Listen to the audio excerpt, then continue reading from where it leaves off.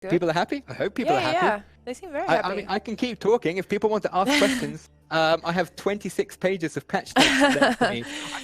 I could just sit here and read from the patch notes. The full patch notes will be released on the launch day of this patch, and that Exactly. is next Tuesday, 18th of February.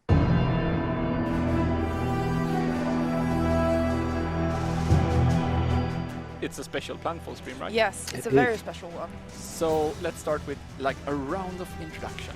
Yes. Who are you? I am Emma. I am a community developer on Planetfall, and I've been on Planetfall, I think, since the beginning, actually. Yeah. Cool. And with us we have... Hi, I'm Tom. I am a lead developer on Planetfall post-release. I was not lead developer during the main development of the game, but I'm currently lead developer on what's going on right now. And I am Jimmy. I am a live content producer here at Paradox, a former Planetfall community developer. What are we going to do today, Tom? Yeah. We're going to be talking about the new update that we're bringing up. Yes, the And what do we call Tyrannosaurus it? update. We're calling it the Tyrannosaurus update. We're not calling it the Tyrannosaurus patch, which is really confusing me because I've been calling it a patch for 4 months. And that's been announced that I'm not allowed to call it a patch anymore. It is now an update. This is the main menu, as you can see. The only thing that's really changed is this word here, new planet, that used to be called new scenario. But people used to think that that meant that it was sort of a secondary game mode, that they should always play the campaign, and the scenario was just sort of a minor thing. So we changed it to new planet and put it first, because obviously playing on the new planet is actually just as important as playing the campaign, as far as we're concerned. Okay, and into game setup. Another new thing that has turned up is we've added a practice world for people, so new players can go into here, and it basically just locks everything to super easy. Got a fancy new sort of virtual world for you to choose on as well. And basically it's just a place for you to come in and mess around with new builds, try things, and it sets this, the new game intensity setting, to relaxed and the opponent level to easy. And what that means is that the game basically will pretty much leave you alone. Like, enemies will still talk to you and still declare war, but everything will happen at a much slower pace than in the main game. Another big new thing that we've added that we're very excited to talk about today is the starting bonuses that every race gets. So each race starts with a short-term bonus, which is described here as starting bonus, and a long-term bonus, which is something which affects you for the whole game. So the Dvar start with an extra 150 energy, and their hurry production is 15% cheaper. Now, Dvar technically already had a long-term bonus because their scouts could... prospect. So, their scouts can sort of wander across the map and then grab things from empty sectors. But people were complaining that that wasn't enough because, technically speaking, anybody can get their hands on a Dvar city and start making their own scouts and making their own prospecting. And people wanted a long-term bonus that was only for Dvar players. So we've added a bonus to hurry production. So the general thing with Dvar now is they're very good at doing things quickly. They start with extra energy, so it makes it much easier for them to rush things. And hurry production means it's very easy for them to actually build things quickly. The only problem is you need to focus on keeping that energy income up, otherwise your hurry production bonus is kind of useless. Right. Next race, the assembly. The assembly start with extra Cosmite because the assembly are all about sort of modding things and stuff like that.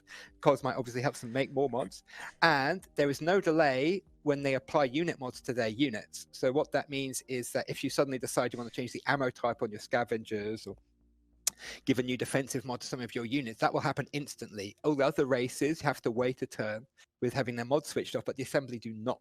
There's actually another change where if you replace a mod on a unit in the base version of the game, you'd get a 50% discount, like on the Cosmite that you'd already spent. So if you spend 6 Cosmite on a mod and then replace that mod with a different mod, you get like half of that 6 Cosmite back to spend on the new mod. In this patch, we've actually changed it so you now get all of that Cosmite back to spend on the new mod. So if you spend 6 Cosmite on a mod for a unit and replace it with a different mod that also costs 6 Cosmite, then you no longer have to spend any Cosmite on the new mod, if you see what I mean. So that means assembly can very quickly sort of like reconfigure their units. It still costs energy, but they can very quickly reconfigure their units to match whatever is happening at the time. Vanguard, it's all about extra levels basically on their units. So all of their starting units start with an extra rank, and any unit that they ever produce also starts with an extra rank, because like the Vanguard are essentially a highly trained military, they have more experienced units. in the long run, this doesn't really matter because, once the units have been around for long enough, they'll all be max rank anyway. But as long as the Vanguard is making new units, any unit he makes will be better than anybody else's units. The Kirko, the Swarm race, they start with 2 units called Emergent, and the main thing about them is that they evolve into other units. So you start off with these 2 extra tier 1 units, and you can either use them as scouts or you can bring them with you, and they're not much use until they evolve, and then they become a free tier 2 unit. Their long-term bonus is a discount on upkeep for all tier 1 and 2 units, which means that the Kirko are very good at deploying large armies of weak units. That bonus doesn't apply to the higher tier units, so once they go to high-tech stuff, it's not so important, but early on, it basically means they can have a bigger army for cheaper. The Syndicate start with 25 extra influence, which means that they're very good at talking to NPC factions and stuff like that. That 25 extra influence means you can very quickly go and find a nearby settlement and bribe them to join you, or you can very quickly grab the neighboring landmark that you start with and very quickly annex that as well. So it's actually deceptively powerful. It's probably actually one of the stronger short-term bonuses in terms of because it snowballs very quickly. And the long-term bonuses, they get an extra doctrine slot, which means that they can run more global bonuses than other races. And so it's very flexible. They can choose whatever they like for that. And last but not least, the Amazon, the race we're going to be playing today, they start with a random animal unit. And their long-term bonus is that killing animals gives them food because they're obviously hunters and huntresses. So go off into the forest, blast a bunch of animals, and then take it back to your town, feed everybody. And we've done a lot of work improving how Amazon work with animals, which we'll get into once we're actually in the game and I can sort of show it to you. So that means Amazons right now have this weird balance thing where you can either choose to kill all the animals and grow quickly, or you can try and save them for later and then come back and capture them and sort of make them join your army. Right, so I think that's all of the races. And then quickly, I think this is mentioned in the dev diary, but now you also start with one of your secret tech units. This means that from the very beginning, we're going to have this unit in our army, so it makes it much more important which secret tech you choose, and means that you can already get a taste of how the secret tech works without having to do a bunch of research and sort of distract yourself. So that's it also means that every time you play the game, if you choose a different secret tech, it immediately feels different. So it's not like, oh, yet another Amazon. Okay, so just quickly set this up, choose some perks and everything. It's Star Union Scholar, Colonist Cryopods, and the Psi Number Gun, and Party Animal. And this is us. Choose a cooler version of us. Yeah. And here we go. So as you can see, we have started with a free animal. We've actually started with a penguin. Look at it. Look how angry it is. Look at it. Okay, now, one of the new things that Amazon have got, we really wanted to make sure that Amazon sort of lived up to their potential as being the foresty animal race.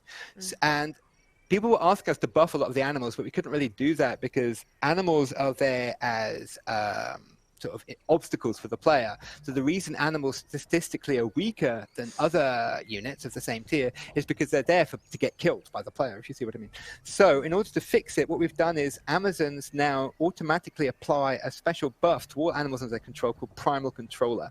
So that means animals do more damage, are more accurate, and have extra shields. So a Hopper Hound is still crap, but a Hopper Hound under Amazon control is actually a lot stronger than a normal Hopper Hound. Right. Okay. We've also made it, I think, can we actually see this? Here's a Hopper Hound.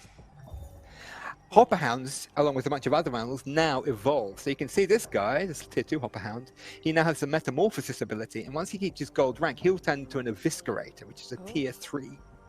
And I think a lot of things evolve. For example, these guys, the Quartzites, they will evolve into Quartzite Bashers.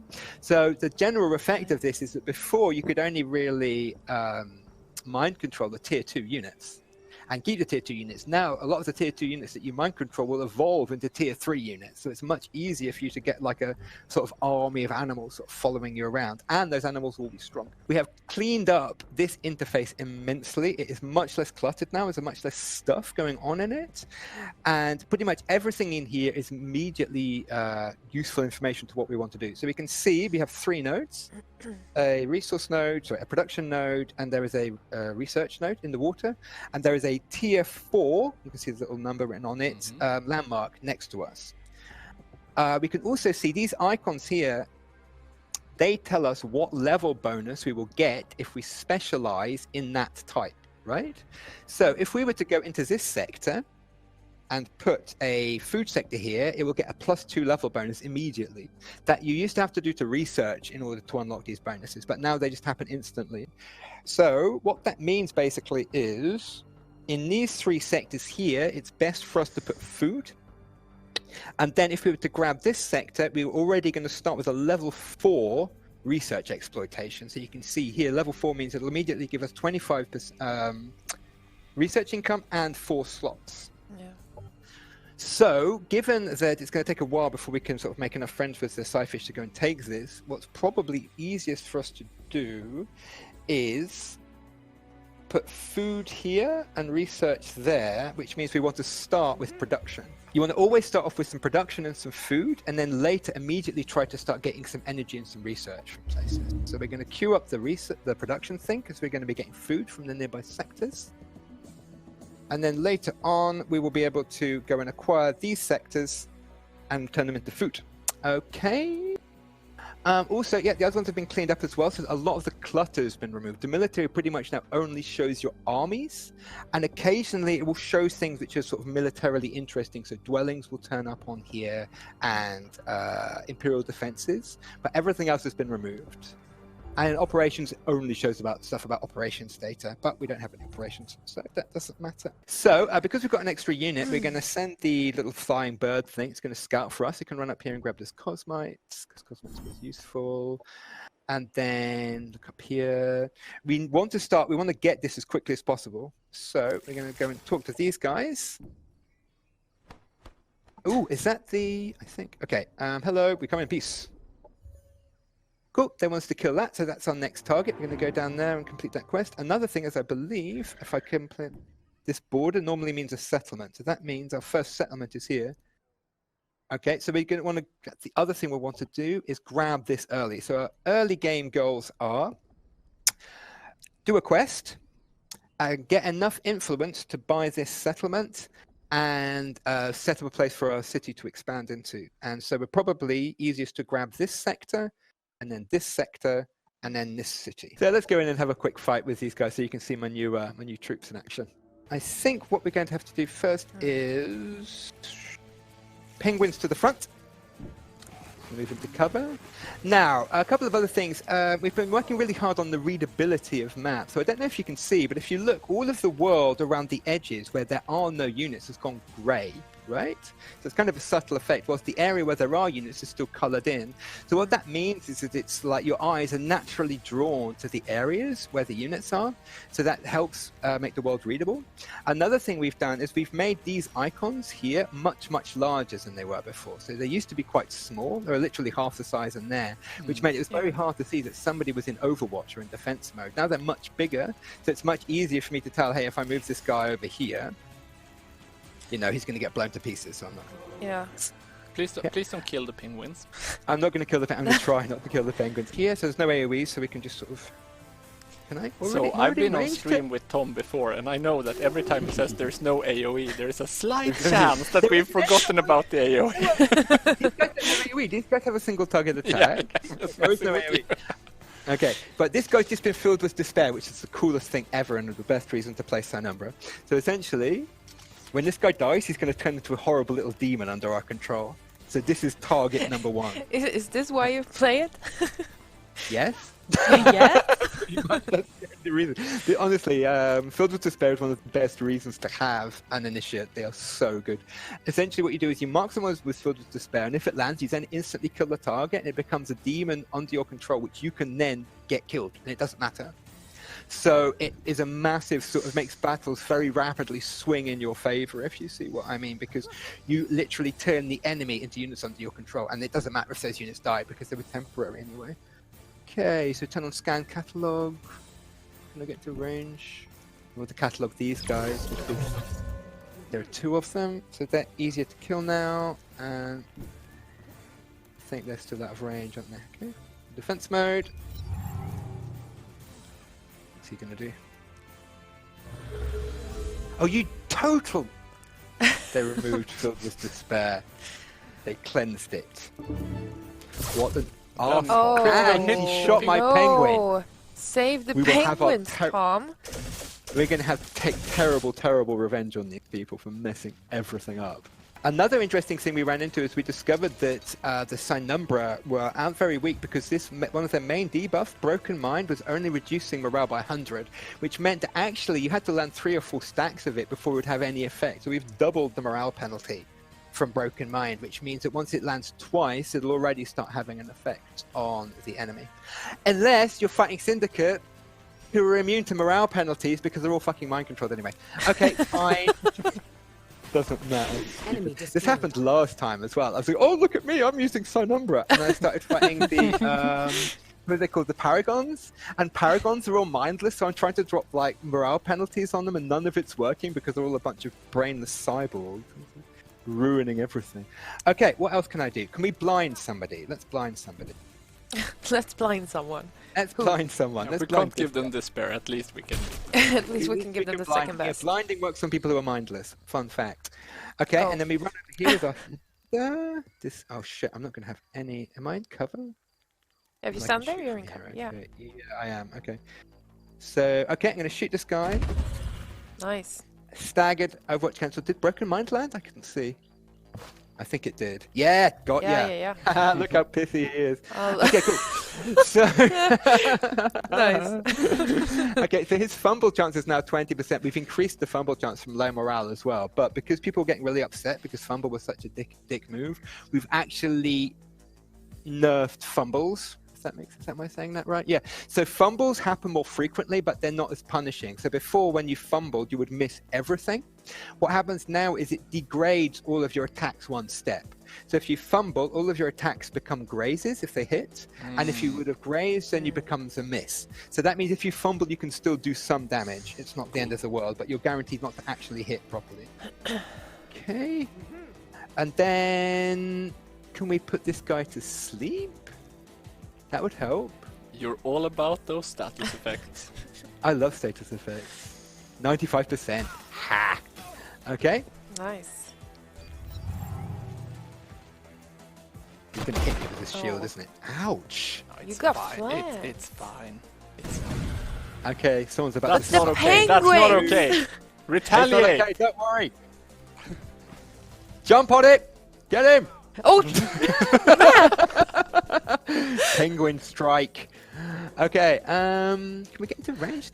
This guy's kind of not in range to do anything. I'll run over here and take a pot shot at you. Did I miss? Did I hit my penguin? I hit the penguin. No. I'm really sorry. We might actually, if I don't do anything, I might actually lose. Oh shit. I missed and I hit the penguin by accident. Do we only have one left?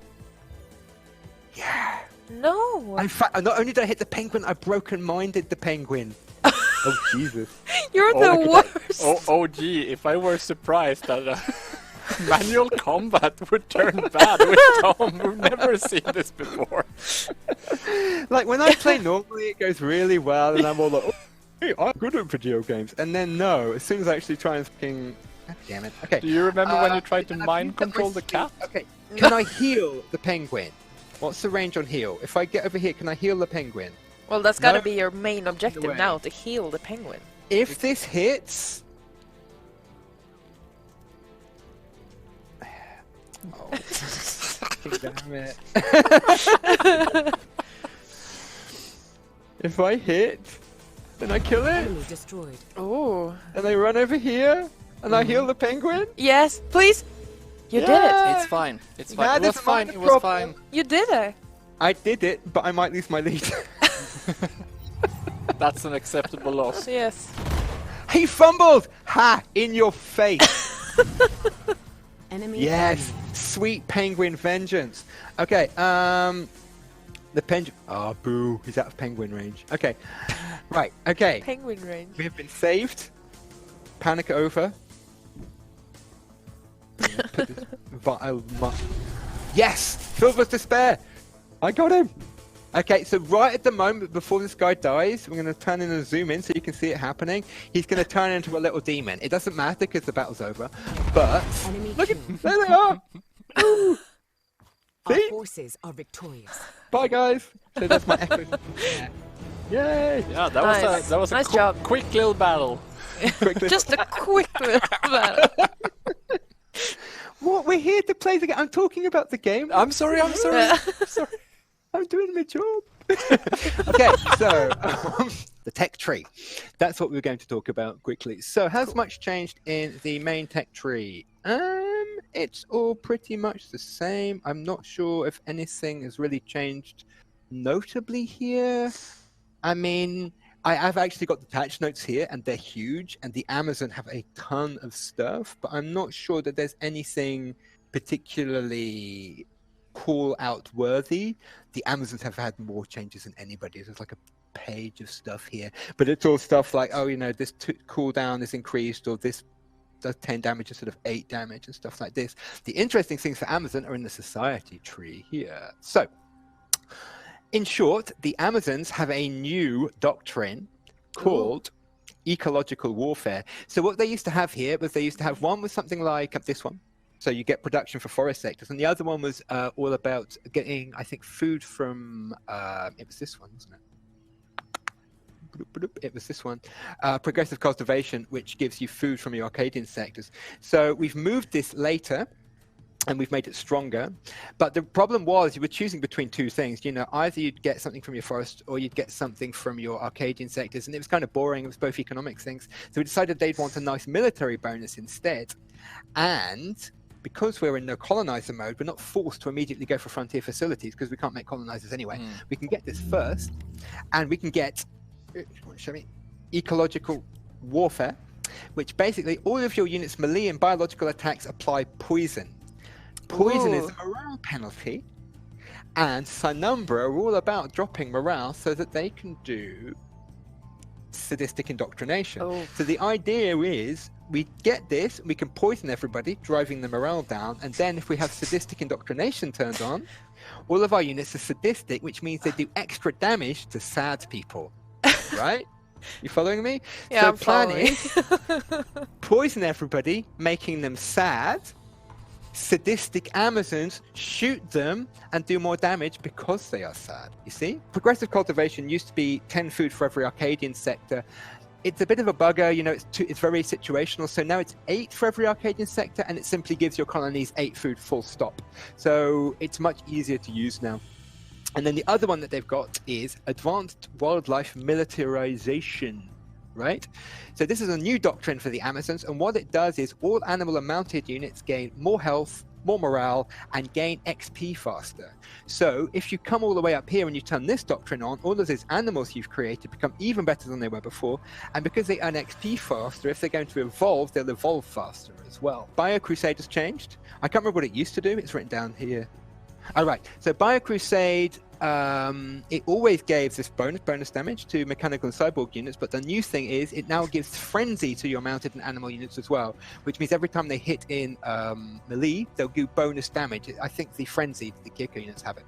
So this is another doctrine, so you can stack up all of these doctrines, and even like a tier 2 hopperhound just becomes a terrible, horrible killing machine with extra shields, extra armor, and extra damage when it does its melee attack. And I think this was also changed, Arboreal Doctrine. Yeah, once again, I can't remember what this used to do because it's been such a long time, but I think it's a happiness bonus now. It used to be an extra colonist slot bonus. It means you move even faster through forests than you did before, and your units gain even way more morale when they're in forests. Ooh, and that is something we can talk about, the military thing. We made it so Amazons can make forests cheaper. So this operation used to cost 100 or 150 energy, it now only costs 50. So that means that it's much easier, if you want, to immediately go here, start spamming forests everywhere you go. You move faster through forests. And nobody else can do that, because in the society tree, the tech for moving faster through forests is gone. So only Amazons now have the ability to move faster through forests. And also, sorry, I'm just babbling on and on and on. Sorry. The other thing we changed is all units gain, it's mentioned here, all units under control of Amazons have Expedited Movement Forest. It used to be only the Amazon movements themselves would have it, but if you're an Amazon player, you automatically give this bonus to all units under your control, because what used to happen is you take control of, say, an animal or something, and it couldn't move quickly for a forest, it would slow all of your armies down. But that's been fixed now. that's good. I think that's enough about that, don't you? Yes. Okay. Sure. Next step. Should we go and have a fight? Should we complete the quest for the Scyfish then? Yeah. Let's Definitely. go. Okay. Auto combat? Because you guys don't want to see another fight? Yes, we're safe. Great. Good. Objective completed. But did the Okay. penguin survive? The penguin survived. The penguin is super happy. Look. Honestly, this penguin, actually, if you look at its stats, these penguins are nuts. I mean, a penguin's one of the best things you can start with because they actually already had quite high stats. Yeah. So when you add the extra damage, extra accuracy, and extra shields to them, they're brutal melee fighters. They're really, really strong. They want 45 influence to join us, and this is high priority. And by sheer luck, they are next to a cosmite node. Now, as I mentioned before, settlements are really valuable now. Like, we really need as many settlements as we can because this is the only way we've got, apart from taking them from other people, of getting new cities. So the main reason you make new cities is to capture important things on the map, and cosmite is one of the most important things to capture. So the fact that this settlement is next to a cosmite node is very, very good for us. The only problem is that the Scyfish are in control of the cosmite node, which means that we're going to need an awful lot of influence in order to get it. So what we'll probably have to do is use a doctrine to double our influence gain. Right, okay. These guys continue scouting. We should have played Syndicate then. We should have played Syndicate. If we'd played Syndicate, this whole thing would be much easier for us to do. Okay, we've had a happiness event. Now, happiness events have also been revamped a bit. So the way this used colony. Thank you. The way this used to work is that it would double the income of the city for a turn, and that led to a lot of weird fiddly micros. So it would go, oh, this city makes twice as much energy for a turn, so you'd have to go in and put everybody into energy for a turn, and you have to remember afterwards to take them out of energy afterwards. Now it simply just gives you a flat amount, and there's also a minimum as well. So, for example, if it's going to say, I'll give you one whole turn extra of energy, and the city's only making 5 energy, it'll automatically bump it up. So there's like a flat amount. I think the minimum is 50. You'll always get at least 50. But this is really good because this has given us 10 influence, which is pretty much the best thing because that's exactly what we need. And Raslafin has an unexploited sector for us to look at. So we can choose to exploit it. Now, as I mentioned before, these dots here indicate the starting level of the type. So it used to be that you'd have to do research. So if you wanted your agriculture sector to be level 2, you'd have to research agriculture stuff, then you'd have to build a thing in your city. But that doesn't happen anymore. You still have to, if you want to get something from your terrain, it's there automatically. So you can see the agricultural exploitation is already at level 3. Industrial and research are at level 2, and energy is at level 1. So it's not a good idea to build energy, but it's a very good idea to agriculture. Another minor thing, actually, I'll just quickly cancel that. Let me show you. If you look at these level ups, these have been simplified to make them easier to follow. So in the base game, every level gave something subtly different. So some would give extra income, some would give a percentage bonus, some would give income per slot. In order to make it easier to follow and understand what's happening, it's been changed so it's always +5 income and +1 slot for every single level. Okay. That's cool.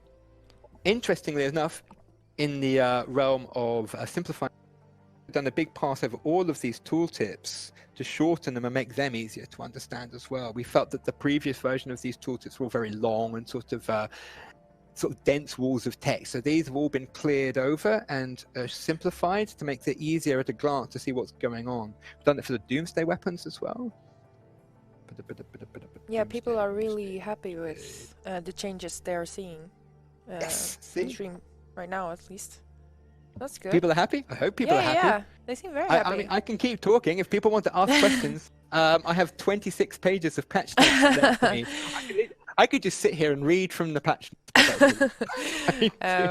The full patch notes will be released on the launch day of this patch, and that is next Tuesday, 18th of February. Okay, but the penguin is reactivated, and it's out for blood. Get him! Holy snap! Penguin death strike! Someone in chat just wrote, Corpse Prince said He put his headset back on and said, I hear Tom yelling, Penguin Death Strike! Yeah, there should be a voice pack for Planetfall. So every time you look at all of the food we've got. Do these things count as animals? Oh, wow. They do count as animals. Okay, so every single one of these, apparently we're going to tuck into quartzite steak this evening in our capital city. So all of these guys are giving us food as well. We kill this. Din din. No, honestly, Din Din is actually one of the best melee weapons in the entire game. Give it to me, okay? No, honestly, Din Din is amazing. Check this bad boy out.